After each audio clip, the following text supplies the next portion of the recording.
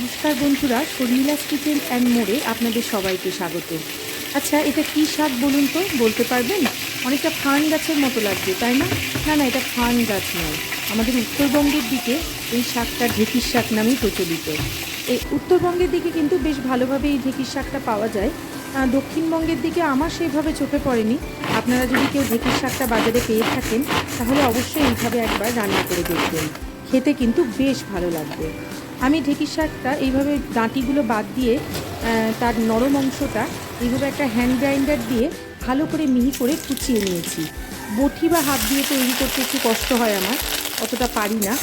তারপরে সর্ষের তেলের মধ্যে কালো জিরে, শুকনো লঙ্কা ফোড়ন দিয়ে তার মধ্যে দিয়ে দিয়েছিলাম 2 চামচ মতো পোড়ানো নারকেলটা ভাজা ভাজা হয়ে যাওয়ার পরে তার মধ্যে দিয়ে দিয়েছি কুচিয়ে রাখা ঢেঁকির শাকটা, দিয়ে ভালো করে নাড়িয়ে চাড়িয়ে নিয়েছি। তার মধ্যে দিয়ে দিয়েছি এরপরে হলুদ গুঁড়ো আর দিয়ে দিয়েছি স্বাদ অনুসারে লবণ। রান্না ভীষণ সাধারণ, উপকরণও খুবই সামান্য, কিন্তু বাড়িতে একবার এইভাবে তৈরি করে দেখবেন। এই নারকেল দিয়ে ঢেঁকির শাক দিয়ে কিন্তু সম্পূর্ণ ভাত খাওয়া হয়ে যাবে। ভালো লাগলে অবশ্যই আমার চ্যানেলটিকে সাবস্ক্রাইব করে দেবেন আর লাইক বাটনটি টিপে দেবেন। ধন্যবাদ, ভালো থাকবেন।